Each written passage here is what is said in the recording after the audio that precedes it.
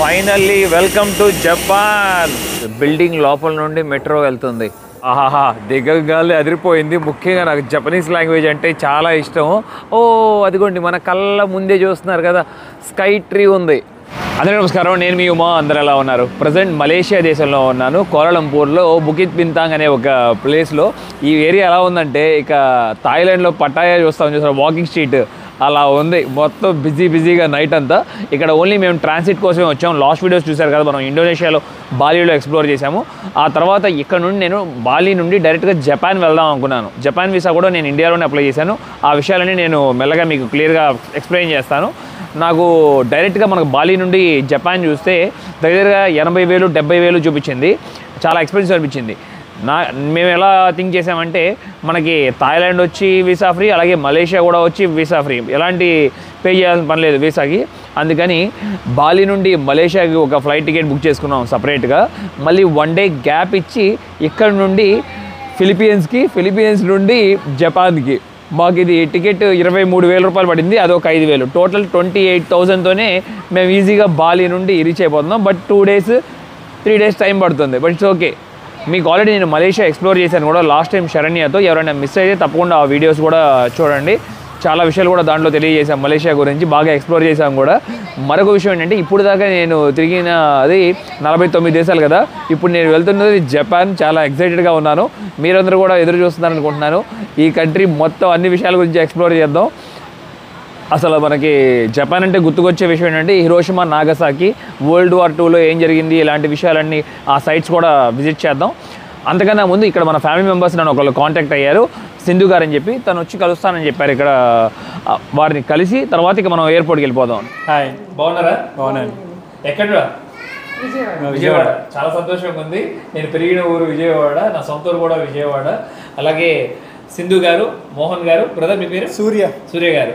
చాలా సంతోషంగా ఉంది. ఇప్పుడే నన్ను లంచ్కి ఇన్వైట్ చేశారు. చక్కగా వాళ్ళతో కూర్చొని మంచిగా భోజనం తిన్నాను పొట్ట నిండా. ఇక ప్రయాణం ముందుకు సాగిస్తున్నాను. చాలా హ్యాపీగా ఉంది మిమ్మల్ని కలవటం. అలాగే మనం మంచి ఫ్రెండ్స్ కూడా అయ్యాం. మీరు పిలవంగానే వచ్చినందుకు హ్యాపీ.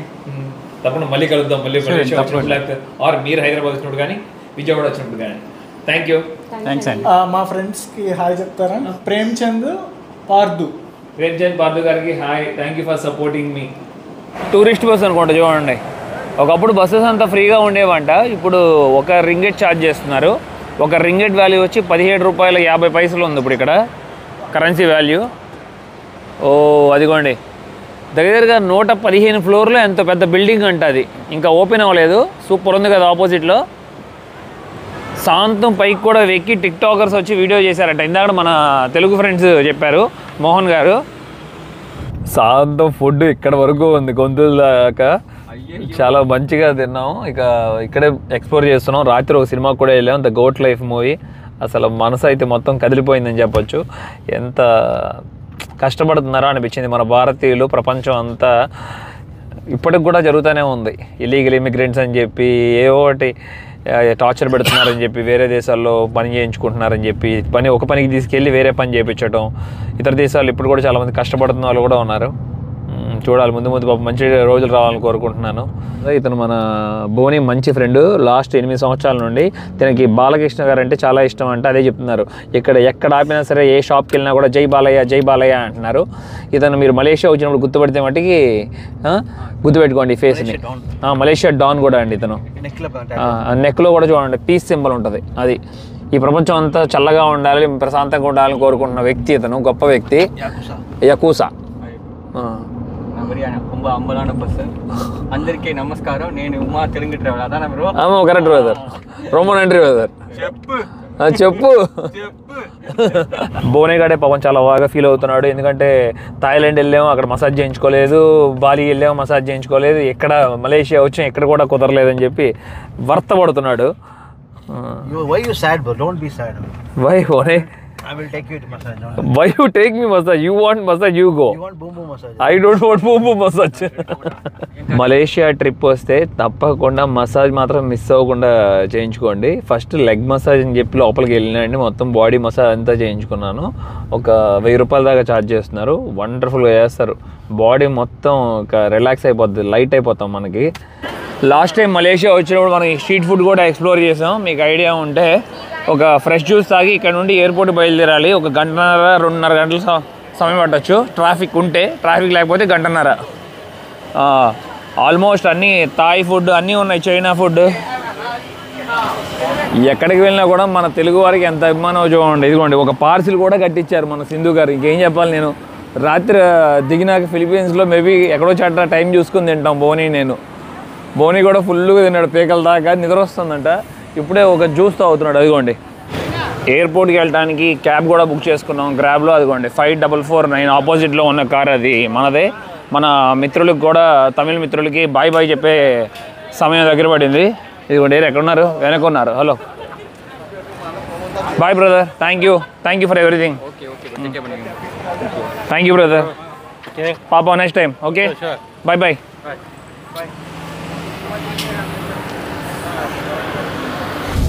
బాగా హెవీగా వాన పడుతుంది చూడొచ్చు ముందు. ఇదిగోండి వైపర్ ఎంత స్పీడ్గా తిరుగుతుందో.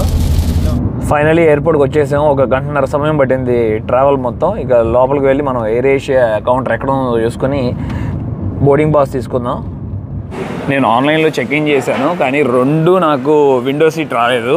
కానీ ఇప్పుడు బోర్డింగ్ పాస్ తీసుకోవడానికి వెళ్దాం అనుకుంటున్నాను. తీసుకున్నప్పుడు అక్కడ రిక్వెస్ట్ చేస్తాను నాకు విండో సీట్ కావాలని. చూద్దాం ఏం జరుగుతుందో. ఫ్యామిలీ మార్ట్ చాలా ఉన్నాయి ఇక్కడ. 7/11 చాలా పెద్ద ఎయిర్పోర్ట్ కూడా కోలాలంపూర్. ఇమిగ్రేషనే 1.5-2 గంటలు పడుతుంది. అంత లేట్ అంటే అంత క్రౌడ్ వస్తున్నారు ఇక్కడికి. ఇదిగోండి చూసారు కదా క్రౌడ్ ఎట్లా ఉన్నారో చూడండి మొత్తం. లోపలే మంచి ఒక చైనీస్ రెస్టారెంట్ అనుకుంటా, మరి లేకపోతే థాయ్ రెస్టారెంట్ తెలీదు. దిన్ థాయ్ ఫుంగ్ అని ఉంది. డిపార్చర్ ఇన్ఫర్మేషన్ అంతా మొత్తం ఉంది ఇక్కడ. మా ఫ్లైట్ ఇది ఆల్రెడీ చెక్ ఇన్ చేశాను కాబట్టి ఒక పెద్ద లైన్ ఉంది. 100 మంది నుంచున్నారు. ఆ లైన్లో నుంచోవాల్సిన అవసరం లేదంట. సపరేట్గా మరొక లైన్ ఉంది, ఓన్లీ 2-3 పీపుల్ ఉన్నది. అక్కడికి వెళ్తే ఏం అవసరం లేదు, మీ ఫోన్లో ఉన్న బార్ కోడ్ని స్కాన్ చేసుకుని లోపలికి వెళ్ళిపోండి అని చెప్పారు. ఇదిగోండి ఇమిగ్రేషన్ తర్వాత మనకి ట్రాలీస్ ఉండవు, ఇక్కడ ట్రాలీస్ కూడా ఇచ్చారు. ఈ ట్రాలీ ఆటోమేటిక్ కడిగేదప్ప.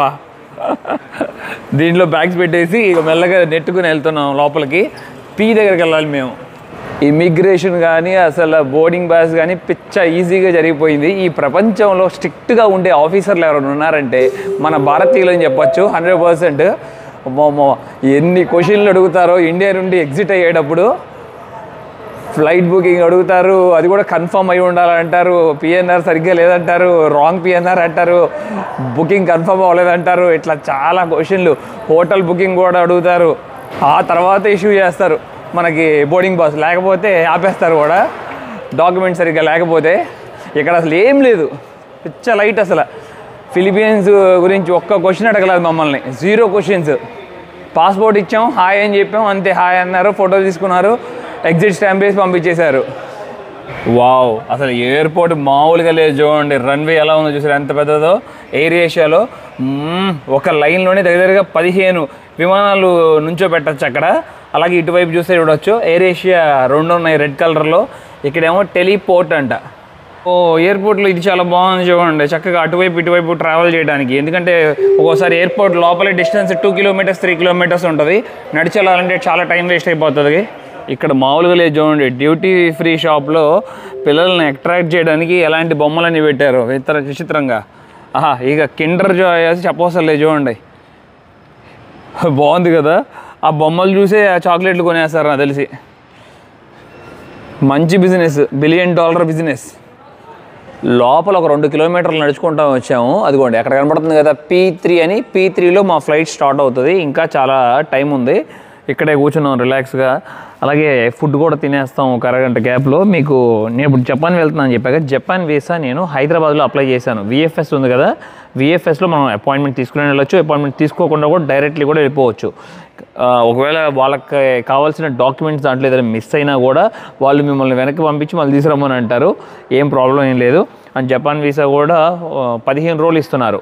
నేను 7 రోజులకు అప్లై చేశాను, 15 రోజులకు వచ్చింది నాకు. కానీ కొంతమందికి 30 రోజులు కూడా అప్లై చేస్తారు. బోని 30 రోజులకు అప్లై చేశాడు. క్లియర్గా ఒక కవరింగ్ లెటర్ రాశాడు, నాకు 15 రోజులు సరిపోదు జపాన్లో ఎక్స్ప్లోర్ చేయడానికి అని చెప్తే మనకి 30 రోజులు ఇచ్చారు.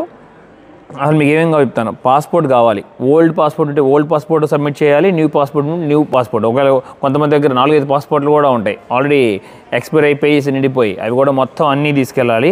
తర్వాత పాస్పోర్ట్ జిరాక్స్ కాపీ ఒకటి, ఫొటోస్ 2 ఇంచ్ బై 2 ఇంచ్ ఉండాలి ఫొటోస్, గుర్తుపెట్టుకోండి. అలాగే ఈ కొత్తగా ఈ ఫోటోగ్రాఫర్స్ ఏం చేస్తున్నారంటే ఫోటో స్టూడియోలో చుట్టూతో ఒక బ్లాక్ కలర్ బోర్డర్ వేస్తున్నారు లైన్. ఆ బ్లాక్ కలర్ బోర్డర్ వేయకూడదు, గుర్తుపెట్టుకోండి. అలా వేస్తే అది కూడా కట్ చేసేసి వెళ్ళాలి, లేకపోతే మళ్ళీ మిమ్మల్ని వెనక్కి పంపుతారు.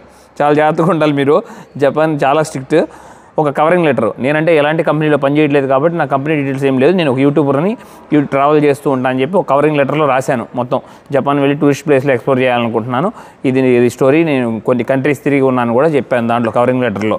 ఆ తర్వాత ఐటినరీ 7 days రాశాను. 7 days తప్పకుండా ఐటినరీ. మొదటి రోజు నుండి 7వ రోజు వరకు ఎక్కడికి వెళ్తున్నారు, మొదటి రోజు ఏం చూస్తున్నారు, మొదటి రోజు ఏ హోటల్లో ఉంటున్నారు, రెండో రోజు కూడా అట్లా ఏం చేస్తున్నారు, క్లియర్ ఇన్ఫర్మేషన్ ఉండాలి. అది కూడా ఐటినరీ రాసిచ్చి హోటల్ బుకింగ్ కూడా 7 days booking.comలో బుక్ చేశాను. మనం మనీ పే చేయాల్సిన పని లేదు, ముందు తర్వాత అయినా పే చేయొచ్చు. బ్యాంక్ స్టేట్మెంట్ ఉండాలి with stamp. Bank statement at least minimum అయితే బ్యాలెన్స్ ఒక $3,000 అయినా మెయింటైన్ చేయాలి, తప్పకుండా బ్యాలెన్స్ చూపించాలి మనం, అది కూడా ఓకే. మళ్ళీ ITR 3 years ఉండాలి తప్పకుండా. ITR 3 years లేకపోతే మళ్ళీ వీసా రాదు. ఒక డమ్మీ ఫ్లైట్ టికెట్ రిటర్న్ రావడానికి, ఇవన్నీ డాక్యుమెంట్స్ మనం $3,000 డమ్మీ ఫ్లైట్ టికెట్ ఉండాలి తప్పకుండా. అంటే రిటర్న్ వస్తాం తప్పకుండా మళ్ళీ ఇండియాకి అని చెప్పి, అది ఏదో వెబ్సైట్లో మీరు బుక్ చేసుకోవచ్చు, అది ప్రాబ్లం ఉండదు. ఒక 3-4 daysలోనే వచ్చేస్తుంది మనకి. అంతా బాగుండి పక్కా డాక్యుమెంట్ ఉంటాయి. కానీ కొన్నిసార్లు జపాన్ కూడా వీసా రిజెక్ట్ చేస్తుంది, గుర్తుపెట్టుకోండి. మళ్ళీ వీసా ఫీజు ఏం కాస్ట్లీ కాదు. మొత్తం visa fee, courier charges, VFS charges మొత్తం కలిపి 1700 ఎంతో. ఇప్పుడే మన భువనే చెప్తున్నాడు.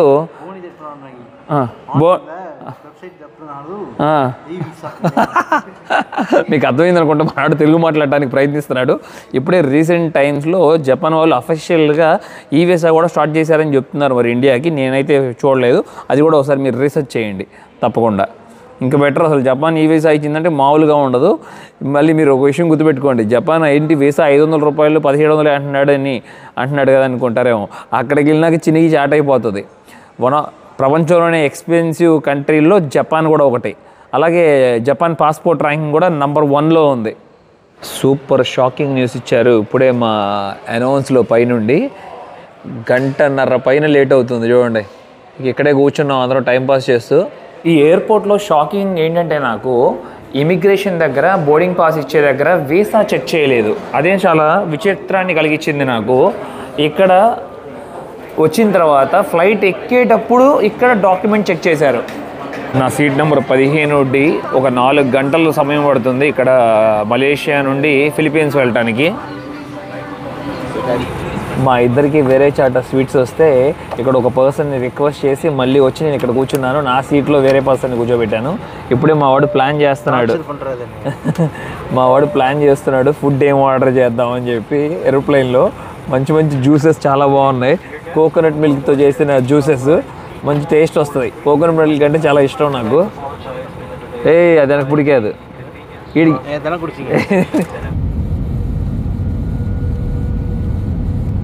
ఆకాశంలో నుండి ఫిలిప్పీన్స్ చూస్తుంటే అసలు మామూలుగా లేదు. మనీలా ఇక ఇప్పుడే బయటికి వెళ్ళి మనం ఇమిగ్రేషన్ కంప్లీట్ చేసుకొని ఒక 8 hours దాకా టైం ఉంది ఇక్కడ.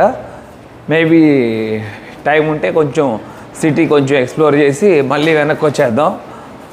ఎందుకంటే జపాన్ వీసా ఉన్న వాళ్ళు 14 days ఆన్ అరైవల్ ఉండొచ్చు ఇక్కడ. మనం ఎయిర్పోర్ట్లో నుండి సొంతం బయటకు వచ్చేసాం. ఇమిగ్రేషన్ కూడా చాలా ఈజీ అయిపోయింది. నా దగ్గర US వీసా ఉంది కదా, అలాగే జపాన్ వీసా కూడా ఉంది.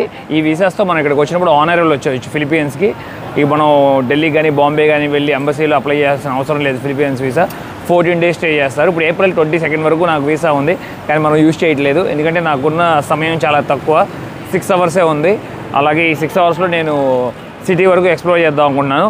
అక్కడే మన తెలుగు వాళ్ళు పరిచయం వాళ్ళు బయటికి రాగానే హాయ్ హౌ ఆర్ యూ, ఏ ఊరండి మీది, ఎవరు మీరు అంటే ఇండియన్స్. మేము బయటికి రాగానే మమ్మల్ని ఎందుకు అడ్డుకున్నారు? అది దోచేద్దామని. యాక్చువల్లీ మా సిస్టర్ ఫ్రెండ్, చాలా సంవత్సరాల నుండి నాకు కూడా ఫ్రెండ్.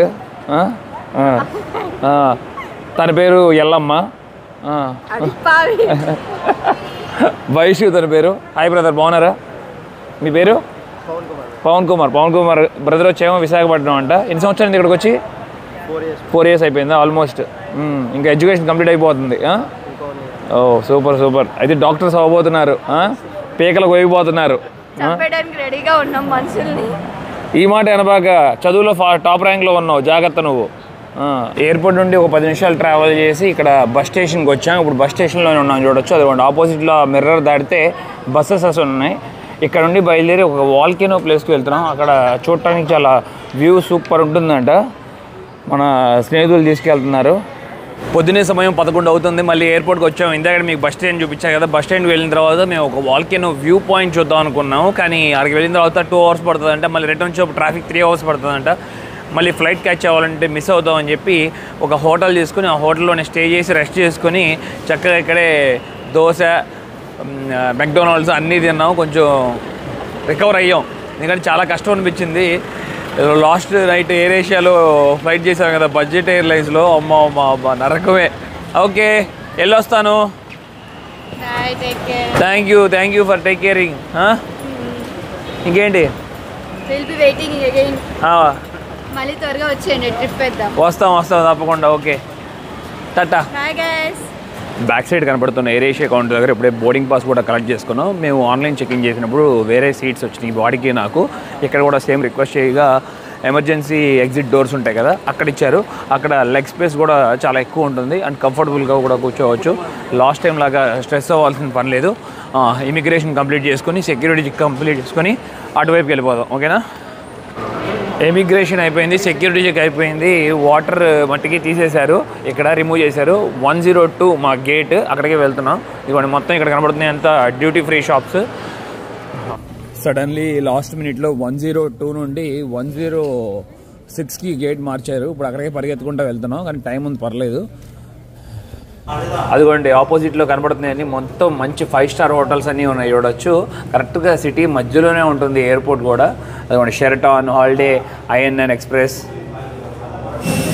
అదిగోండి ఎయిర్ ఏషియా ఫ్లైట్. ఒక 5 గంటల ప్రయాణం. ఇప్పుడు మేము లోపలికి ఎక్కేసాము, కూర్చున్నాము. అంతా లెగ్ స్పేస్ కూడా సూపర్ ఉంది. మాకు ఎమర్జెన్సీ ఎగ్జిట్లో మేము ఇప్పుడు కూర్చున్నాము. అదిగోండి చూడండి, జాగ్రత్తగా ఉండాలి. కానీ బయట మొత్తం ఎండ తాట తీసేస్తుంది. ప్రయాణం ఇప్పుడు మాది 5 గంటల సమయం పడుతుంది విమానంలో. కానీ ప్రశాంతంగా కూర్చోవచ్చు, ఇబ్బంది లేదు. కానీ ఫుడ్ కానీ వాటర్ కానీ ఏమీ ఇవ్వరు, తప్పకుండా మనం కొనుక్కోవాల్సిందే. కానీ నిజంగా చెప్తున్నాను, కంపేర్ టు అదర్ ఎయిర్లైన్స్ మొత్తం ఇక్కడ బడ్జెట్గానే ఉంది. ఫుడ్ కూడా 450 రూపాయలకి మనం మీల్స్ తినొచ్చు. వాటర్ ఉంటే మటుకి 100 రూపాయలు అలా ఉంటుంది. మొత్తం కలిపి ఇద్దరు కలిపి ఒక వాటర్ బాటిల్ తీసుకోవడం మర్చిపోయాము. ఇప్పుడు ఇక్కడ కొనుక్కోవాలి వాటర్. మేము తప్పదు, చాయిస్ లేదు. బోని ఆల్రెడీ జపాన్ ఒకసారి వెళ్ళాడు కూడా, 30 రోజులు కూడా ఉన్నాడు. చాలా ఎక్స్పీరియన్స్ పర్సన్ కూడా. ఇప్పుడు నాకు కొంచెం ఈజీగానే ఉంటుంది. బోని దగ్గర చాలా విషయాలు కూడా తెలుసుకోవచ్చు నేను, ఏమేమి ఎక్స్ప్లోర్ చేయాలనేది జపాన్లో. చాలా ఎక్సైటెడ్గా ఉన్నాను. వీడియోస్ కంటిన్యూస్గా చూడండి, మిస్ అవ్వకుండా.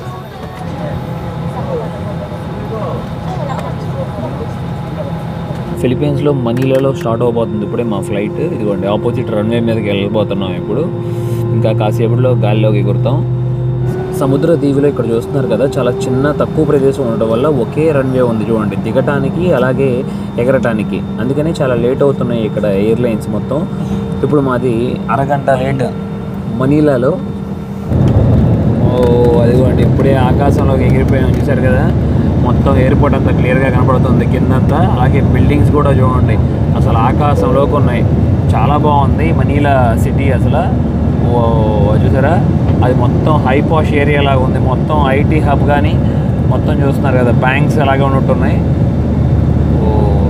ముందు పక్క అంతా గమనించవచ్చు, విల్లాస్ అనుకుంటా, హౌసెస్ అన్నీ. చాలా బ్యూటిఫుల్ అనిపిస్తుంది ఇక్కడ నుండి. చూద్దాం ఇక నెక్స్ట్ టైం వచ్చి చక్కగా ఎక్స్ప్లోర్ చేద్దాం ఈ ప్రదేశం మొత్తాన్ని. ఫిలిప్పీన్స్ బ్యూటిఫుల్ కంట్రీ, సముద్ర దీవి కాబట్టి. ఇంకా ఉన్నాయి చూడండి, ముందుకు వెళ్ళే కొద్దిగా బిల్డింగ్స్, ఎత్తైన కట్టడాలు.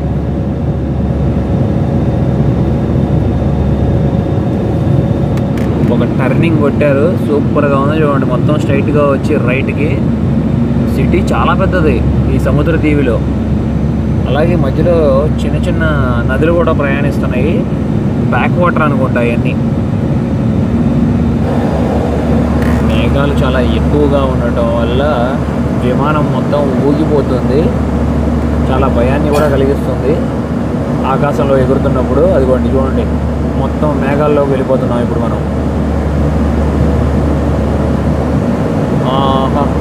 అదిగోండి చూసారా, ఇంజిన్లోకి మొత్తం మేఘాలు ఎట్లా వెళ్ళి షేక్ అయిపోతుందో.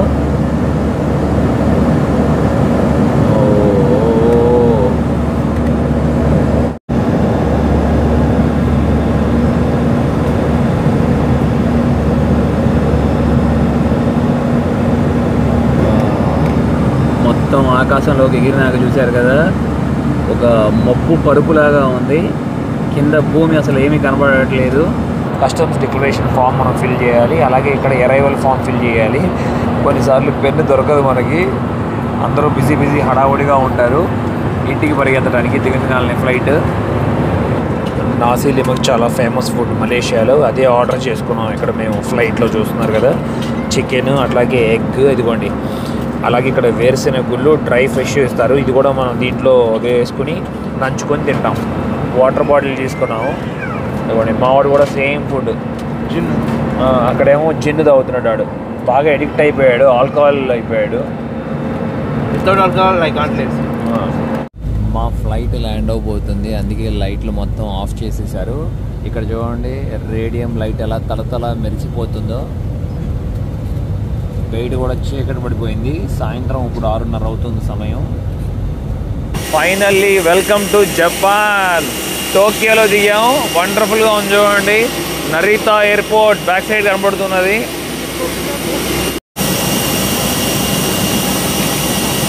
ఫ్లైట్లో నుండి దిగినాక చూశారు కదా ఎలా ఉందో, చాలా విచిత్రంగా ఒక దారిలాగా గుళ్ళకి వెళ్ళేటప్పుడు ఉంటుంది చూశారు, అట్లా పెట్టారు ఇక్కడ జపాన్లో.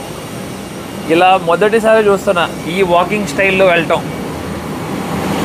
ఫైనల్లీ ఇమిగ్రేషన్ కంప్లీట్ అయిపోయింది, సెక్యూరిటీ చెక్ కూడా, కస్టమ్స్ కూడా అసలు చాలా స్మూత్గా ఈజీగా అయిపోయింది. ఇక్కడ మనకు మళ్ళీ ఎగ్జిట్ స్టాంపు, ఎంట్రీ స్టాంప్ ఉంది కదా, వీళ్ళు ఎంట్రీ స్టాంపు ఒక స్టిక్కర్ వేస్తున్నారు. ఆ స్టిక్కర్లోనే మొత్తం క్లియర్ ఇన్ఫర్మేషన్ ఉంటుంది, ఎప్పుడు వచ్చాను మళ్ళీ ఎప్పుడు ఎగ్జిట్ అయిపోవాలని చెప్పి. మరి అలాగే మొత్తం అయిపోయిన తర్వాత బయటికి రాగాలని ఇక్కడ చూస్తున్నారు కదా, ఎగ్జిట్ పాయింట్లో ఇక్కడ టెర్మినల్ షటల్ బస్సు ఉంటుంది, అది ఫ్రీగా వెళ్ళొచ్చు టెర్మినల్ 2కి వెళ్ళాలనుకున్న వాళ్ళు. అలాగే ఇక్కడ చూడొచ్చు మొత్తం క్యాబ్ సర్వీస్ అంతా ఉన్నాయి. మీరు మరొకటి గమనించారా, మన ఎయిర్పోర్ట్స్ కానీ ఇంకొక వేరే అదర్ కంట్రీస్ ఇప్పుడు దాకా ఎక్స్ప్లోర్ చేసిన కంట్రీస్ ఎయిర్పోర్ట్స్ కానీ మొత్తం కలర్ఫుల్గా ఉంటాయి, కానీ ఇక్కడ చూస్తే మొత్తం మినిమల్ కలర్, ప్రతి ఒక్కటి బ్లాక్ అండ్ వైట్లోనే ఉంటుంది. మొత్తం అన్నీ చూస్తే చూడండి ఆల్ బ్లాక్ అండ్ వైట్. మరొక విషయం క్లియర్గా చెప్తున్నాడు భువని, ఇక్కడ అసలు జపాన్లో చాలా రూల్స్ వరకు ఫాలో అవ్వాలంట. అసలు ముందు మెయిన్గా అరవద్దని చెప్పాడు, మెల్లగా మాట్లాడు అని చెప్పి. ఇష్టపడరంట, ప్రతి ఒక్కళ్ళు రూల్స్ ఫాలో అవుతారు. చాలా కొత్త విషయాలు తెలుసుకుంటామని చెప్తున్నారు ప్రతి ఒక్క నిమిషం. అలాగే మనకు కావాల్సింది మొదట కంట్రీలో దిగంగానే లోకల్ మనీ కావాలి, ఆ మనీ విత్డ్రా చేసుకుందాం ఇప్పుడు. అలాగే టైం డిఫరెన్స్ కూడా వచ్చి 3:30 గంటలు వెనకున్నాం. ఇప్పుడు మాకు ఇక్కడ 9:30 అయితే మీకు సాయంత్రం సమయంలో 6 అవుతుంది, రాత్రి 9:30 అయితే. సిమ్ కార్డ్ కూడా తీసుకోవాలి, సిమ్ కార్డ్ కూడా అన్నీ పర్ఫెక్ట్గా ఆర్డర్లో ఉన్నాయి, ఎత్తుక్కోవాలని పని లేదు. ట్యాక్సీ కావాలనుకుంటే అక్కడ, ఇక్కడేమో టెర్మినల్కి వెళ్ళటానికి, అక్కడేమో SIM card information. Bus ticket తీసుకోవాలనుకుంటే ఇదిగోండి బస్ టికెట్. ఇప్పుడు మేము వెళ్ళాల్సిన ఇవన్నీ లొకేషన్ ప్లేస్, మేము వెళ్ళాల్సింది ఇదిగోండి అసాకుసా అనే ప్లేస్, ఇక్కడికి వెళ్ళాలి మేము. అలాగే ఇక్కడ లాంగ్వేజ్ కూడా వచ్చి జపనీస్ మాట్లాడతారు ఎక్కువగా, ఇంగ్లీష్ చాలా తక్కువ. ఇలాంటి ఎయిర్పోర్ట్స్లో వరకు ఇన్ఫర్మేషన్ ఇచ్చే ప్లేసెస్లో మటుకి ఎలాంటి ఇబ్బంది ఉండదు, మనకి కావాల్సిన ఇన్ఫర్మేషన్ అంతా మనం తీసుకోవచ్చు. టోక్యోలో దిగాం కదా, చాలా ఆనందాన్ని కలిగిస్తుంది. ఇక టోక్యోని ఎక్స్ప్లోర్ చేద్దాం నెక్స్ట్ కొన్ని డేస్ మొత్తం. అసలు నిశ్శబ్దంగా ఉంటుందంట చూడండి, కానీ మొత్తం రోబోటిక్ లైఫ్ అని కూడా చెప్తూ ఉంటారు, అవి కూడా అన్నీ ఎక్స్పీరియన్స్ అవుదాం మనం. అదిగోండి ఇక్కడ ఛార్జింగ్ పాయింట్స్ ఉన్నాయి. అలాగే మనం సిమ్ కార్డ్ వచ్చి షాప్స్లో వెళ్ళి కొనుక్కుంటాం కదా, ఇక్కడ ఇట్లా మిషన్స్ ఉంటాయి, మనకి ఈ మిషన్లో మనకి ఏది కావాలంటే అది తీసుకోవచ్చు. ఇక్కడ ఇదిగోండి చూస్తున్నారు కదా, మేము 15 రోజులు ఉన్నామని ప్లాన్ చేస్తున్నాం కదా, 16 days అన్లిమిటెడ్, 16,000 yen. అంటే మన డబ్బుల్లో నాకు తెలిసి 3,500 రూపీస్ అట్లా పడవచ్చు. ఇదిగోండి ఇక్కడ మనం ఇక్కడ చేయొచ్చు, సెలెక్ట్ లాంగ్వేజ్ ఉంది కదా, to get your SIM card అని చెప్పి ఇక్కడ ప్రాసెస్. కానీ ఫస్ట్ మనకు కావాల్సింది మనీ విత్డ్రా చేసుకుందాం, అది ఎట్లా అనేది ప్లాన్ చేద్దాం. లేకపోతే ఆ మిషన్లో కాకుండా ఇక్కడ డైరెక్ట్గా ఇదిగోండి ఇక్కడ షాప్లో మనం సిమ్ కార్డ్ తీసుకుందాం, ఇంకా ఈజీ బెటర్. ఇక్కడ మనం కొన్ని కంట్రీస్లో పవర్ బ్యాంక్స్ని పెట్టడం చూసాం కదా, ఇక్కడ పడితే అక్కడ పవర్ ఛార్జ్ అయిపోయినప్పుడు తీసుకోవడం. ఇక్కడ అలాగే మనకి సిమ్ కార్డే కాకుండా రోటర్ను కూడా తీసుకోవచ్చు అంట. ఆ రోటర్ అనేది ఇక్కడ ఉంది చూడండి. మనం ఇది రీఛార్జ్ పే చేసి అట్లాగే డిపాజిట్ కూడా పే చేస్తే మనకి రోటర్ వచ్చేస్తుంది. ఈ 15 days మనం ఇక వైఫై లాగా ఉపయోగించుకోవచ్చు. ఇక్కడ సిమ్ కార్డ్స్ చాలా రకాల ప్లాన్స్ ఉన్నాయి. మనకి ఇంటర్నెట్ చాలా ఎక్కువ అవసరం కాబట్టి ఇక్కడ చూస్తున్నారు కదా, మేము 20 GB ఉంది, అలాగే 30 GB ఉంది. నేను ఆ 30 GB తీసుకున్నాను. 8500 Yen ఛార్జ్ చేస్తున్నారు. అంటే మన డబ్బులు దగ్గర 4800 రూపాయలు పడుతుంది. Welcome to Japan. ఏం దరిద్రం ఏంటో కానీ సిమ్ కార్డ్ నా ఫోన్లో వేస్తే పనిచేసి రావట్లేదు. 4500 రూపాయలు పెట్టి మరీ తీసుకున్నాను. కేవలం 30 GB ఇచ్చారు. దాని గురించే రీసెర్చ్ చేస్తున్నారు మన వాళ్ళు ఇక్కడ జపనీస్. చూద్దాం, ఒకవేళ పని చేయకపోతేనంటే వాళ్ళకి ఏ సంబంధం లేదంట, లేదా మళ్ళీ కొనుక్కోవాల్సింది సిమ్ కార్డు, లేకపోతే వేరే ఫోన్లో వేసి చూస్తాను. నా దగ్గర మొత్తం 2 phones ఉన్నాయి కదా. ఏంటి సమస్య అంటే యాక్టివేట్ అవ్వడానికి సమయం పట్టింది నాది. మన బోనిగాడి ఏం కానీ సిమ్ కార్డు పనిచేసింది, దాన్ని బట్టి ఒక అరగంట సేపు పట్టింది. కానీ వీళ్ళకి ఓపిక ఎక్కువే. నన్ను సంతృప్తి పరిచే వరకు వీళ్ళు ఇంకే కస్టమర్ని అటెండ్ చేయలేదు. ఫైనల్లీ ఇప్పుడు వర్కింగ్. ఇదిగోండి మనాడు ఇక్కడే ఛార్జింగ్ వేస్తున్నాడు ఫోన్ని. అందరూ వెయిట్ చేస్తున్నారు, చూస్తున్నారు కదా. ఇప్పుడే మరోడు ఒక ఇన్ఫర్మేషన్ తీసుకున్నాడు. అక్కడ బస్సెస్ టికెట్ సేల్ చేస్తున్నారు కదా. 7 o'clockకి బస్సెస్ లాస్ట్ అంట ఇక్కడ టెర్మినల్ 3 నుండి. మమ్మల్ని టెర్మినల్ 2కి వెళ్ళి అక్కడ నుండి ట్రైన్ క్యాచ్ చేసి మేము వెళ్ళాల్సిన లొకేషన్కి వెళ్ళమన్నారు. బయటికి రాగానే షటల్ బస్ రెడీగా ఉంది. టెర్మినల్ 2కి వెళ్ళిపోదాం. లాంగ్వేజ్ విషయంలో టెన్షన్ పడాల్సిన అవసరం లేదు, ఎందుకంటే డిస్ప్లేలో జపనీస్ లాంగ్వేజ్తో పాటు అలాగే ఇంగ్లీష్లో కూడా ఉంది క్లియర్గా. మనకు ఈజీగా అర్థం అవడానికి ఎలాంటి ప్రాబ్లం ఉండదు. ఇప్పుడు మనం టెర్మినల్ 2కి వెళ్తున్నాం. ఈ బస్సులో ఎలాంటి ఛార్జ్ చేయరు, మన దగ్గర ఫ్రీ. బోనీగాడు నన్ను చూసి బాగా నవ్వుతున్నాడు, ఎందుకంటే ఎప్పుడు బాగా లౌడ్ హై స్పీచ్తో మాట్లాడతారు కదా, ఇక్కడ చాలా మెల్లగా మాట్లాడుతున్నానని.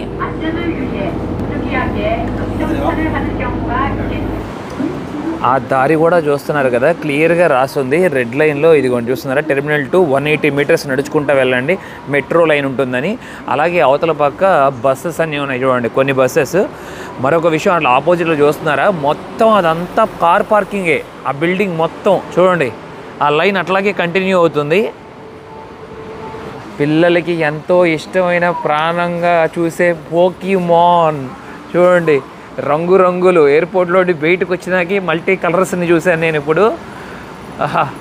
పోకీమాన్కి ఎంతమంది ఇష్టమో అదంతా స్టోరీ చెప్పండి కామెంట్ సెక్షన్లో.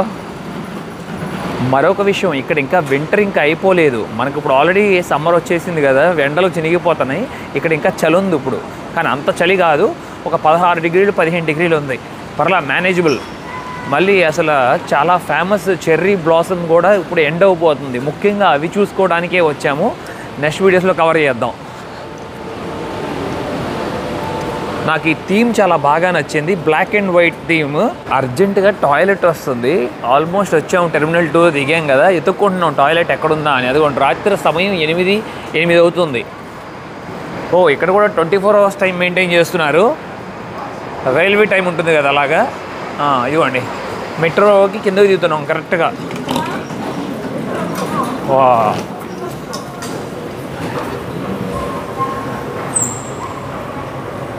అదిగోండి ట్రైన్ స్టేషన్ వచ్చేసాం మనం ఇప్పుడు. ఇక్కడ ఒక పాస్మో కార్డ్ అని చెప్పి తీసుకోవాలంట. ఆ కార్డు తీసుకుని మొత్తం దాంట్లో మనం 40,000 rupees 50,000 rupees రీఛార్జ్ చేసుకుని మొత్తం ఆ కార్డే అన్నిటికీ యూజ్ చేయొచ్చంట. ట్రైన్స్కి, బస్సెస్కి, ఫుడ్ కూడా. ఇక మన క్రెడిట్ కార్డ్ కానీ డెబిట్ కార్డ్ ఎలా ఉంటుందో ఆ టైప్లో. ఇక్కడ రైల్వే స్టేషన్లో తీసుకుంటున్న ట్రైన్ టికెట్ అసాకుసా అని చెప్పి 1300 Yen ఛార్జ్ చేస్తున్నారు. అంటే ఒక 700 రూపాయలు అలా పడుతుంది మాకు టికెట్. 55 minutes జర్నీ అంట. ట్రైన్ టికెట్ తీసుకోవడానికి వెళ్ళాము, అక్కడ క్యాషే పే చేయాలంట తప్పకుండా. అందుకని మళ్ళీ వచ్చాము ఏటీఎంలో క్యాష్ విత్డ్రా చేసుకుందాం అని చెప్పి. నేను నియో కార్డ్ యూజ్ చేస్తున్నాను ఫారెన్ ట్రాన్సాక్షన్ కోసం. ఒక 35,000 దాకా డ్రా చేస్తున్నాం మన డబ్బులు. అంటే ఇక్కడ డబ్బులు 70,000 అనుకోండి. காசு என்னோடது. సక్సెస్. நான் 220 Yen చార్జెస్ అவ்வளோதான் పണം. ఓకే, ఇది అంతే డబ్బులు. ఇయే ఒక్కొక్క నోటు 10,000 నోటు చూస్తున్నారా.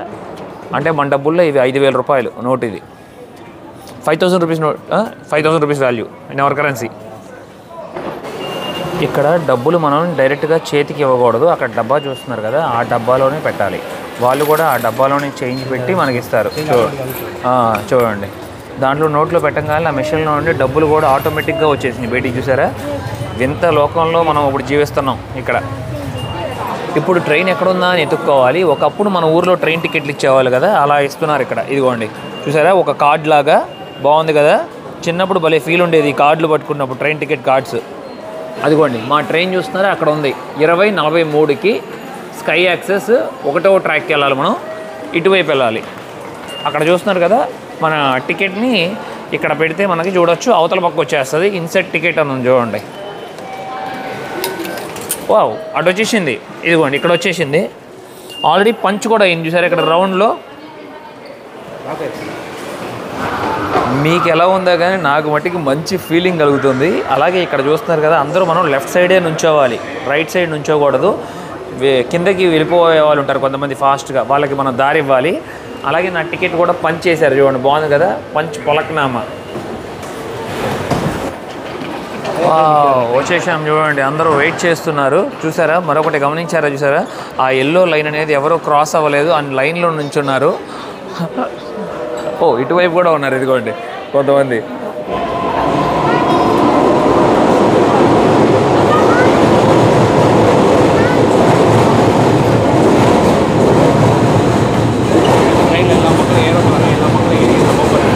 ప్రతి ఒక్క బాక్స్కి ఒక చూస్తున్నారు, ఒక కండక్టర్ లాగా ఉండి వాళ్ళని ఎక్కిస్తున్నారు. ఇక్కడ ఎవరు వచ్చినా సరే బ్లాక్ చేసి అందరిని వెళ్ళి లైన్లో నుంచోమంటున్నారు. అసలు యాక్సెప్టే చేయట్లేదు. అలా రూల్స్ మెయింటైన్ చేయడం బాగుంది. ఇప్పుడే మా ట్రైన్ వచ్చేసింది, అదిగోండి మెట్రో ట్రైన్. సీట్లు కూడా మొత్తం అన్నీ ఫుల్ అయిపోయినాయి.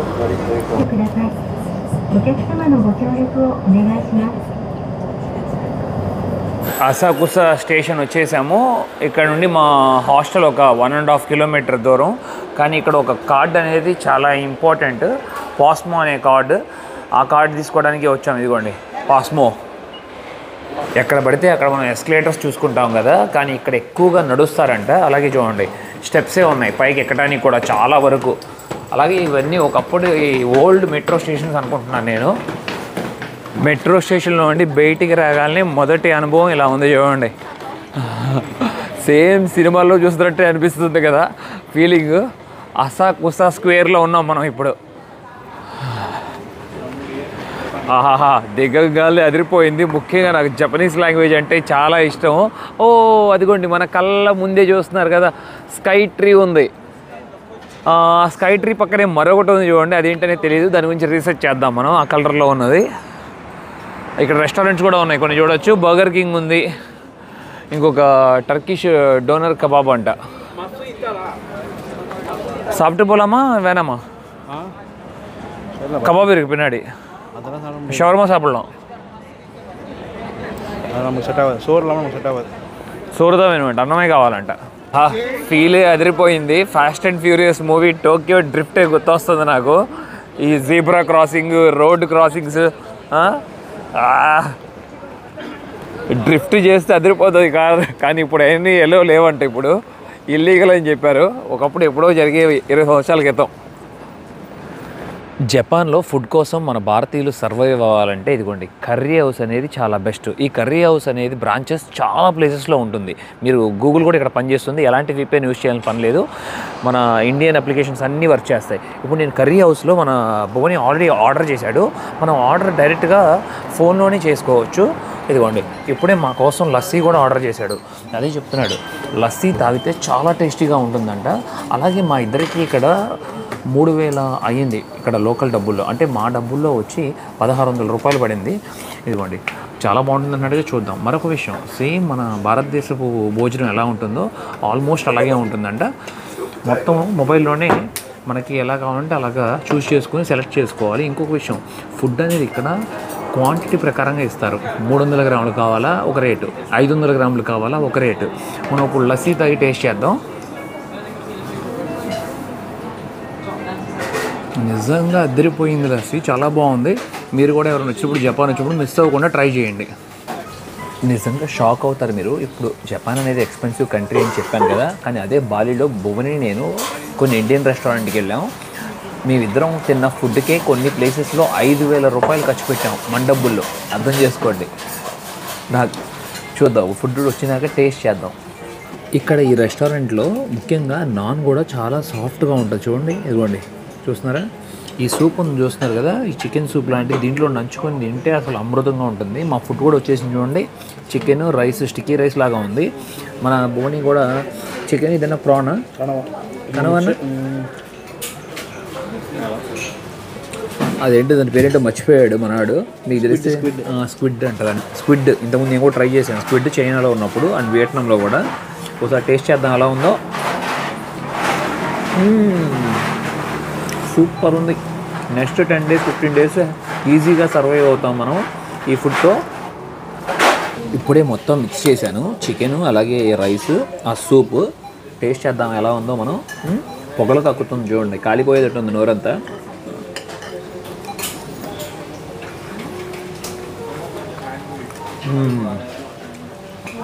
బాగా నచ్చింది నాకు.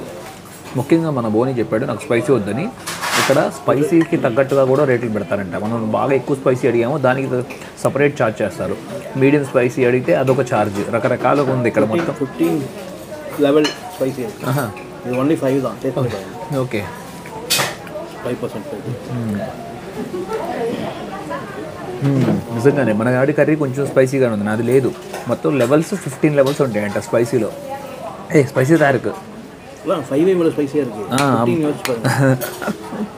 5 ఇంత స్పైసీగా ఉంటే 15 ఎలా ఉంటుందో ఆలోచించుకో అంటున్నాడు నాకు. చికెన్ చాలా బాగుంది. ఇప్పుడే మంచిగా ఫుడ్ తిన్నాం. ఇక్కడ హోటల్ దగ్గర నుండి మా హాస్టల్కి నడుచుకుంటూ వెళ్తున్నాం. 1.5 కిలోమీటర్ ఉంది. బస్సులో వెళ్తే 18 నిమిషాలను ఉంది, నడుచుకుంటూ వెళ్తే 20 నిమిషాలను ఉంది. నడిచి వెళ్తే బెటర్ అని చెప్పి నడిచే వెళ్తున్నాం. ఇవాళ మొత్తం క్లైమేట్ అంతా సూపర్ ఉంది. పైనంతా మబ్బులు బట్టి చల్లగా ఉంది. నెక్స్ట్ 15 రోజులు ఏమి ఇబ్బంది లేదు మాకు, ఎండే ఉండదు జపాన్లో. బాగుంది చూడండి ఎక్స్పీరియన్స్. బిల్డింగ్ లోపల నుండి మెట్రో వెళ్తుంది. సేమ్ మనం లాస్ట్ టైం చైనాలో చూసుకున్నాం కదా. ఇక్కడ చాలా బాగుంది. ఇదిగోండి సైకిల్ వేసుకుని వెళ్తున్నారు, లైట్ కూడా వేసుకుని. రాత్రి 10 తర్వాత ఎవరు రోడ్ల మీద తిరగరు అనుకుంటా. చక్కగా హ్యాపీగా వెళ్ళి ఫ్యామిలీతో టైం స్పెండ్ చేస్తూ నిద్రపోతారనుకుంటా. చూడండి రోడ్డు మీద జనమే కనబడట్లేదు. అలాగే ఈ వెండింగ్ మిషన్లు అయితే ఎక్కడ పడితే అక్కడ ఉన్నాయి.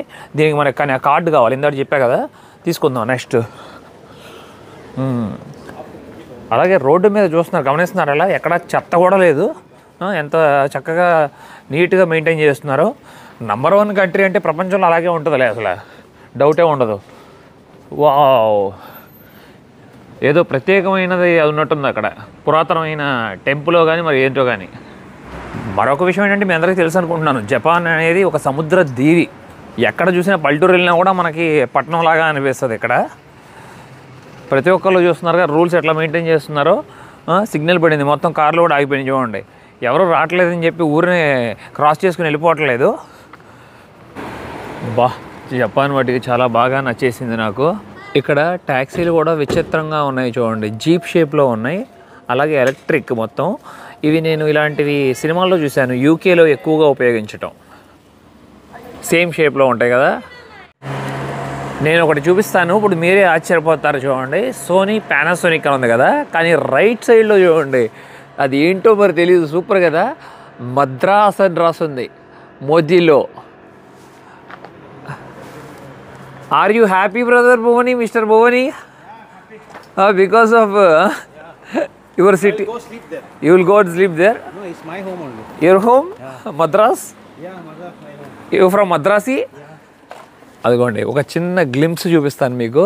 ఆహా, చెర్రీ బ్లాసమ్ చూసారా? కానీ ఇక్కడ ఇంకా క్లియర్గా అర్థం కాదు, రేపు పొద్దున్నే చూసుకుందాం నెక్స్ట్ వీడియోస్లో. అసాకుసా పోలీస్ స్టేషన్ ఇది. అక్కడ చూడండి చిన్న చిన్న మినీ వ్యాన్లు ఉన్నాయి, పోలీస్ బళ్ళు మొత్తం. ఇక్కడ చూడండి ఇంకా కొంచెం పెద్ద వ్యాన్లు ఉన్నాయి. ఇక సౌండ్ చేసుకుంటూ దద్దరిల్లిస్తూ వెళ్తూ ఉంటాయి. జపాన్ ఎవరు వచ్చినా సరే మొదట అసాకుసాలో ఉండటానికి మట్టికి ప్లాన్ చేసుకోండి, చాలా బాగా ఎంజాయ్ చేస్తారు. మొదటి రోజు అనుభవం అదిరిపోతుంది. మరీ దూరం తీసుకోపోవద్దు, ఆ ట్రావెలే సరిపోతుంది, పిచ్చి పడుతుంది. పెద్దవాళ్ళు చూడండి, కపుల్స్ వాకింగ్ వచ్చారు అనుకుంటా రాత్రిపూట. Wow super. మా హాస్టల్కి వచ్చేసాము. ఎంత బాగుందో చూడండి. బయట అంతా అంటే ఇది ఫుడ్ కూడా సర్వ్ చేస్తారు అనుకుంటా. మార్నింగ్ టైంలో రెస్టారెంట్ అనుకుంటా. రెస్టారెంట్ అలాగే మరియు హాస్టల్ కూడా. లోపలికి రాగానే ఫస్ట్ ఈ రిజిస్ట్రేషన్ ఫామ్ ఫిల్ చేయమన్నారు చూడండి. ఇది ఫిల్ చేసిస్తే మా పాస్పోర్ట్ తీసుకున్నారు, అదొక జిరాక్స్ తీసుకుంటారు. అప్పుడు తర్వాత మాకు రూమ్లోకి ఎలా చేస్తారు. మాకు 3వ ఫ్లోర్లో ఇచ్చారు. ఇదిగోండి rooms and shower rooms for unisex. అమ్మాయిలు అబ్బాయిలు కలిసి ఒకే డార్మెటరీలో ఉంటాం. జపాన్లో చాలా ఇంట్రెస్టింగ్ అయిన విషయం ఏంటంటే మనందరికీ ఫోన్ అస్సలు మాట్లాడకూడదు. ట్రైన్స్లో మాట్లాడకూడదు, రూమ్స్లోనూ మాట్లాడకూడదు, హాస్టల్స్లో రూమ్స్లో మాట్లాడుకోవచ్చు. ఇదిగోండి క్లియర్గా వేస్తుంది. నేను మాట్లాడాలనుకుంటే కింద 2nd ఫ్లోర్ రావాలి, లేకపోతే 1st ఫ్లోర్కి రావాలి. అందరూ పడుకున్నారు లోపల, అసలు మాట్లాడకూడదు. అందుకని మీకు లోపలికి వెళ్ళి రూమ్ చేపించి ఇక వీడియో ఎక్కడితో ఎండ్ చేస్తాను. బయట తప్పకుండా జపాన్లో మన ఇండియా కల్చర్ లాగా చెప్పులు షూస్ బయటే వదిలిపెట్టాలి. ఇదిగోండి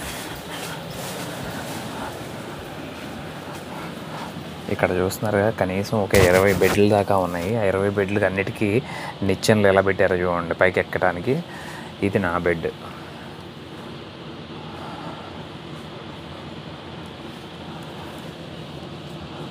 అలాగే ఇక్కడతో వీడియో ఎండ్ చేసేస్తున్నాను. నా ప్రయాణం మీకు నచ్చినట్లయితే లైక్, షేర్ అండ్ సబ్స్క్రైబ్ చేసుకోండి. నన్ను చాలా సపోర్ట్ చేసిన వారు అవుతారు. Thank you, love you all, by by.